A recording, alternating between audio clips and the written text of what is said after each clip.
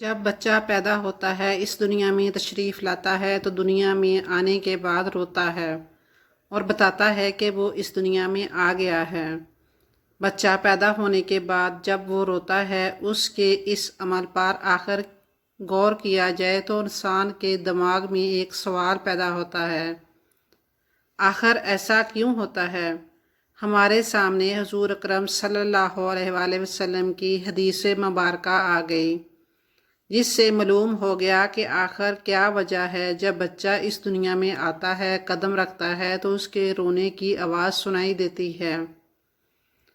بسم اللہ الرحمن الرحیم۔ ایک بچہ کن وجوہات کی بنا پر اس دنیا میں آ کر روتا ہے، چیختا ہے، آخر اس کے ساتھ کیا ماجرا پیش آتا ہے؟ حضرت ابو ہریرہ سے روایت ہے، فرماتے ہیں کہ رسول اکرم صلی اللہ علیہ وآلہ وسلم نے ارشاد فرمایا کہ کوئی انسان ایسا نہیں پیدا کیا گیا جسے پیدائش کے وقت شیطان نے نہ چھوا ہو، یعنی کہ پیدائش کے وقت ہر بچے کو شیطان ٹچ کرتا ہے تو وہ بچہ شیطان کے چھونے کی وجہ سے اس کیفیت میں آتا ہے کہ وہ رونے لگتا ہے، چیخنے لگتا ہے۔ حضرت مریم علیہ السلام اور ان کے بیٹے حضرت عیسیٰ علیہ السلام کو شیطان نے نہیں چھوا۔ جبکہ یہ حدیث بیان کر دی گئی تو حضرت ابو ہریرہ رضی اللہ تعالیٰ عنہ فرماتے ہیں، اگر چاہو تو اللہ کے فرمان کو پڑھ لو کہ قرآن مجید میں اس بات کی طرف اشارہ ہے کہ جب بی بی مریم علیہ السلام پیدا ہوئیں تو ان کی والدہ ماجدہ نے ایک دعا کی جو سورۃ العمران کی آیت نمبر 36 میں موجود ہے، جس کا ترجمہ ہے، میں یعنی حضرت مریم علیہ السلام کی والدہ اسے یعنی حضرت مریم علیہ السلام اور اس کی اولاد کو شیطان مردود سے تیری یعنی اللہ تعالیٰ کی پناہ دیتی ہوں۔ حضرت ابو ہریرہ سے روایت کرتے ہیں کہ رسول اکرم صلی اللہ علیہ وآلہ وسلم نے فرمایا، حضرت عیسیٰ ابن مریم کے سوا انسان کے پیروں میں جب وہ پیدا ہوتا ہے تو شیطان اپنی انگلی چبوتا ہے۔ یہ روتا اس چبونے کی وجہ سے ہے جو کہ حضرت مریم علیہ السلام اور حضرت عیسیٰ علیہ السلام کو شیطان نہیں چبو سکا تھا، اس طرح اللہ تعالیٰ نے ان کو محفوظ رکھا۔ حضرت ابو ہریرہ سے روایت فرماتے ہیں کہ رسول اکرم صلی اللہ علیہ وسلم نے ارشاد فرمایا کہ بچے کا پیدائش کے وقت چیخنا اور چلانا بچے کی کوکھ میں شیطان کی انگلی مارنے کی وجہ سے ہے۔ ولادت کے بعد نو مولود کے کچھ حقوق ہوتے ہیں، جس میں سب سے پہلے جو چیز آتی ہے وہ ہے تحمیل، یعنی اس کا معنی کسی چیز کو چبا کر نرم فرمانا ہے۔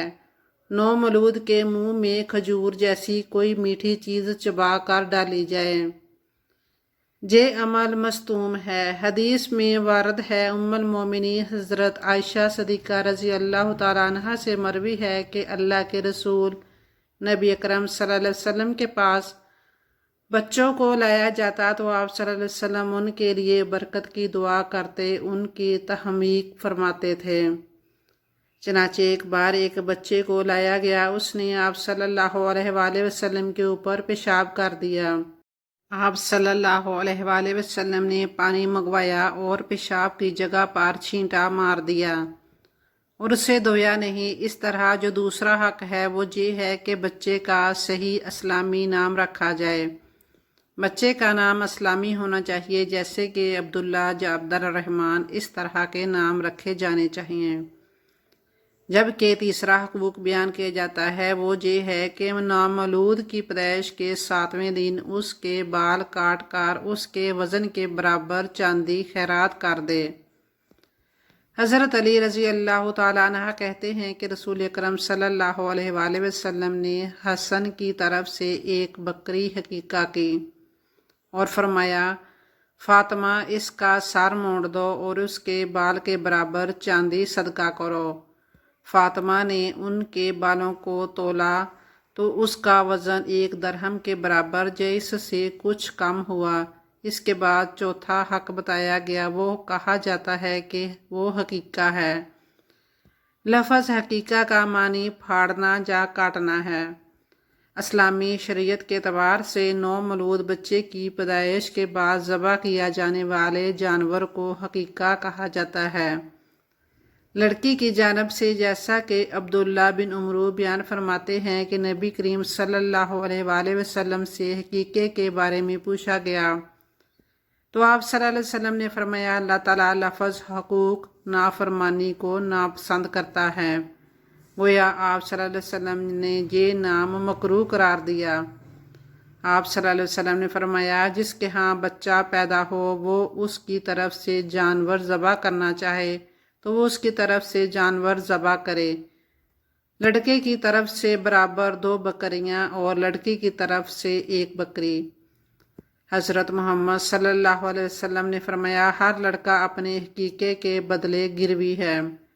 7वीं रोज़ इसकी तरफ से ज़बह किया जाए, उसका सर मंडवाया जाए, उसका नाम रखा जाए। इसी तरह जो 5वीं हक है वो हज़रत अबू हुरैरा रज़ी अल्लाह तआला अन्हा ने बयान किया है।